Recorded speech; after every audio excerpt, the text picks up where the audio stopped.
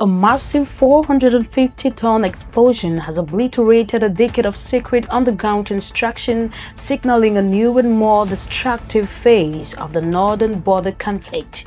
This earth-shattering moment was more than a military operation. It was a deep-seated message that hidden infrastructure is no longer safe from detection. Good day, everyone. Welcome back to our broadcast. I am your host, Linda, and you're watching the Global Observer. Our top story today takes us deep into southern Lebanon, where the Israeli military has just destroyed what it describes as a sophisticated Hezbollah tunnel network. This wasn't just a simple passageway, it was a subterranean fortress stretching over 2 kilometers and located at a mere 10 kilometers from civilian communities. As the dust settles on this massive demolition, the world is left wondering how close this region is to a full-scale regional war. The details emerging from the Israeli Defense Forces, or the IDF, regarding the Kantara area are truly staggering. On April 28, 2026,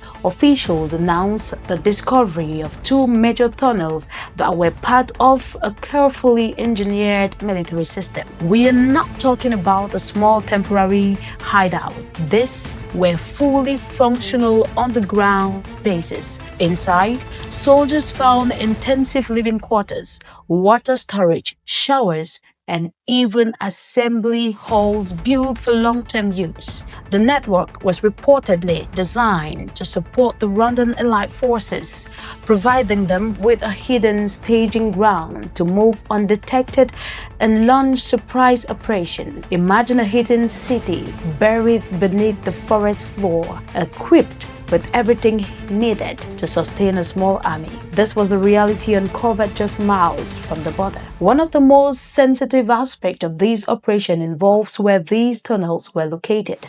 According to the Israeli reports, the network was built directly beneath civilian structures, including a school and a mosque. This highlights the terrifying complexity of the modern urban warfare, where military assets and civilian lives are intentionally and deeply intertwined. Prime Minister Benjamin Netanyahu confirmed the operation, making it clear that the goal was not just to damage the infrastructure, but to completely eliminate the strategic advantage it provided. By using 450 tons of high-graded explosives, the resulting crater was visible for miles, sending a thick column of smoke into the sky that served as a visual testament to the end of a decade of planning. However, this massive demolition is just one piece of a much larger and more worrying puzzle.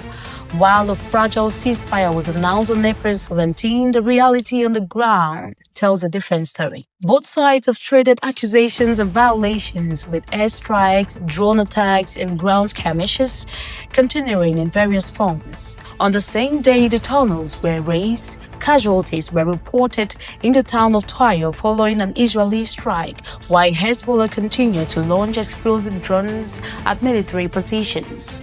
What we are seeing is not peace. It is a force-filled pause where both parties are actively testing each other's limits. The strategic messaging here is equally important. Israel's foreign minister has insisted that the nation has no territorial ambitions in Lebanon, stating the goal is strictly to dismantle military capacities and then withdraw. But achieving that is easier said than done. Hezbollah is deeply embedded in the social and physical fabric of southern Lebanon. Furthermore, Israel claims this specific tunnel system was designed and funded by Iran, reinforcing the views that this isn't just a local dispute, but a critical front in the wider regional struggle involving the leadership in Tehran. As we look toward the future, the situation remains extremely precarious. While the tunnels are gone, the underlying tensions remain. For the thousands of civilians once again forced to evacuate their homes and head north towards Sedan, there is no clear timeline for for a return to normalcy.